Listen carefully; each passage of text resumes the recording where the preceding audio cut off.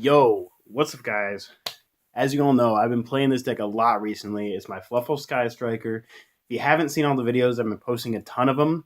If you'd like to see more of this kind of stuff, Fluffals with Sky Strikers, or just Fluffals in general, I might be posting some pure builds soon. I've been testing this deck a lot now that Patrick is out, and I think we got a pretty good hold on it now. I'm still testing ideas, but I'd just like to show you guys my undefeated list from this last tournament that I went to, and it's working out great for me so far. So I actually changed a few things up this time, a lot actually. I bumped the main deck to 45 cards, and I am a person who doesn't like playing more than 40 cards. So this was this was a first for me to play more than 40 cards, but also it opened my eyes to when you do play more than one engine like this, you really do have to do that in order to side deck. That was the biggest problem that I was having, was side decking was getting so difficult, going from game to game, not knowing what engine cards I could really sacrifice from each engine, because before, you'll notice on my other profiles, the lists were mostly all engine cards and not a lot of tech space. All right, that's enough talking. Let's just get on with the video. We're going to start with the main deck, obviously. So we played the One Ray. Just like Trickstar Sky Striker, you don't need this card. It's not your best normal summon, but it's certainly there when you're going first and you just like to set up your links instead of making a bunch of fusions, because that doesn't normally do anything against a lot of decks. Making a lot of fusions doesn't stop decks from killing you. It doesn't. And when you do make stuff like Shizuku, you can search Widow Anchors so you can kill them next turn, and it's very helpful to just have this in there because obviously the floating ability is very strong. Yeah, so the One Ray, and then our Fluffal lineup has not changed. We're still playing the three dog, three bear, three wings, and then one each of cat, penguin, and owl. So super standard. I think this is the best lineup for Fluffals. I think the one flex spot you really have here is you can cut one wings and play two. That's fine, but I do like to open it because I like to open bear and wings. And with 45 cards, I really feel like you just got to be as consistent as possible with these cards. Absolutely, I think everyone can agree that the best ratios on the edge imps is 1 and 3. You really don't want to open sabers, but you want to have them in the deck to search. And chain is obviously just the best edge imp at this point in the deck's time playing. So we got a 3 vendor. It's insane. It's just your roto for the deck, and there's so many ways that you can make this card do its effect, and it's so good. We got 3 patchwork. Obviously, this card just came out in Soul Fusion. We were never playing this deck without playing 3 of this. Like, let's just be honest with ourselves. And for the other Fright for search targets, we play 1 fusion, 1 factory. I still think the factory is necessary to play. Helps you grind by banishing this and adding it back. And then, of course, Fusion is just an insane card. Like, there's no reason you wouldn't play Fusion. Foolish Goods. I like the 3. It helps in this version of the deck, I think, because it's versatile. It can send both Sky Striker cards to add back with Kagari, and also just sending Toy Vendor to do standard Fright for plays. So yeah, this card just very good at 3, and you don't brick on multiples in 45 cards. It's just not very likely. 3 poly.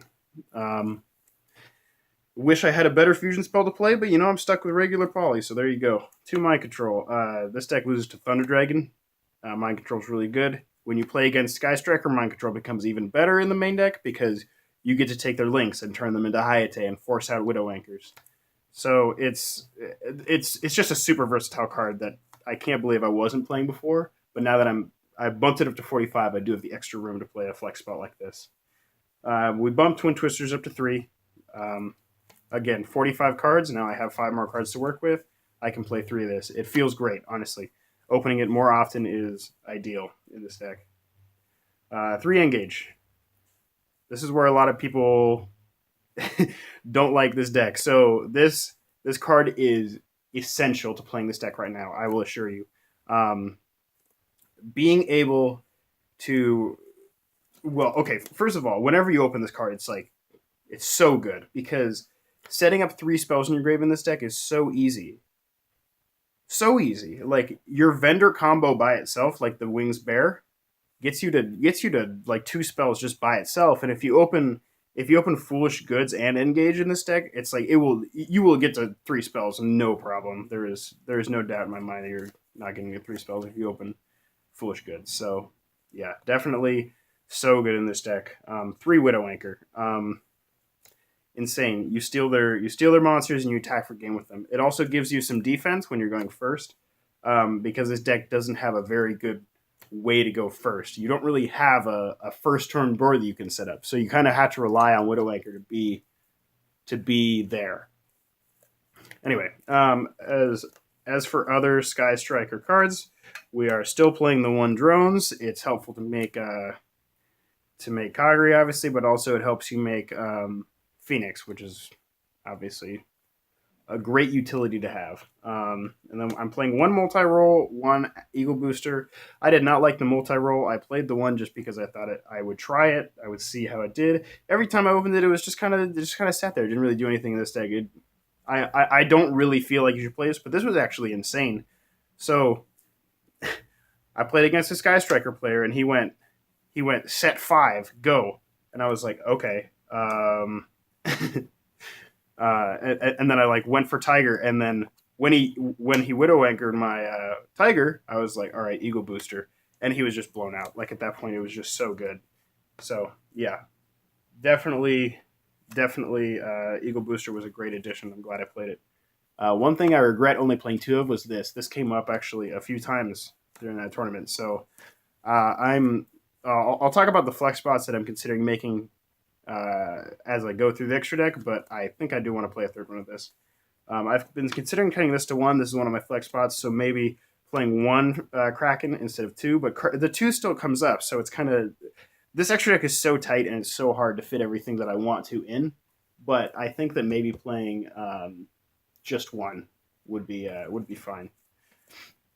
And then we have the powerful 1-ofs that come up in their situations, and they're all really good, so don't know what else to say about them. All right, on to the Link monsters. We play 2 Kagari, 1 Shizuku, 1 Hayate. So this is one of my other flex spots. I think I should probably cut a Hayate and play... it's Hayate. Kagari. I should cut a Kagari and play a Lancefollinkus. The link to the points down. You guys know what I'm talking about. That card is really good in this deck, and I think I overestimated how necessary having a 2nd Kagari would be. It's never really come up ever. So yeah, definitely cutting that for Lancefollinkus. 2 Nightmares. They're essential. I go into these almost every game, like both of them. So yeah. And then 2 Rank 8s. Your best play when your opponent forces you to go first is to make a Kraken and then use Sabertooth's effect to bring back the Kraken and then make a rank 8. That's your best defensive play. Unfortunately, that is your best defensive play, and these 2 just are the best rank 8s. This one negates monster effect, this one negates spells. Depending on the matchup you're playing against, you go into one or the other. It's just very dependent, obviously, on the matchup. OP tokens and Field Center. All right, so for the side deck, I played 2 Fire Hand, 2 Ice Hands. So this is spicy. I actually got this idea from my friends. When you're playing against True Draco, they really don't have a good out to this.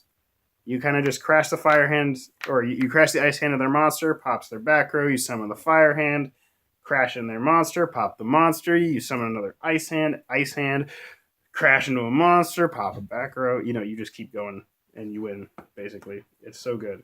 And then we played 3 evenly, obviously, just a good in a going second deck. When you play against decks that overcommit to the board, it's okay to sacrifice your battle phase to just blow them out. Like Altergeist, just lose to this card, and honestly, without this card, you would probably just lose to Altergeist. So, yeah, definitely a really good card to play in the side deck. 3 Book of Eclipse. Thunder Dragon.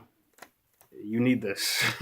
If you can turn all their fusions face down, you can Tiger all of them because they can't save themselves while they're face down, and also it obviously turns off Colossus's floodgate effect. So very necessary card.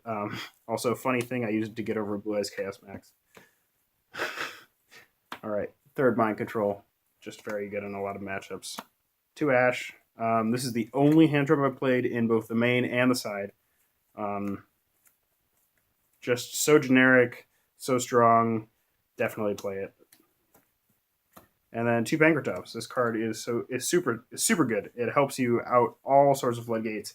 It is decent removal, decent beater. It puts on pressure against Trickstar. They really don't have a good way to deal with this. If you just summon it, they can't really do anything about that. All their monsters are weenies, and the minute they make a play to try and out it, you just tribute it to pop something, so you just get value every single time. Card is definitely powerful, and I would definitely recommend you playing it. All right, that is it for this deck profile. Thank you guys for watching. I'll see you next time. Peace.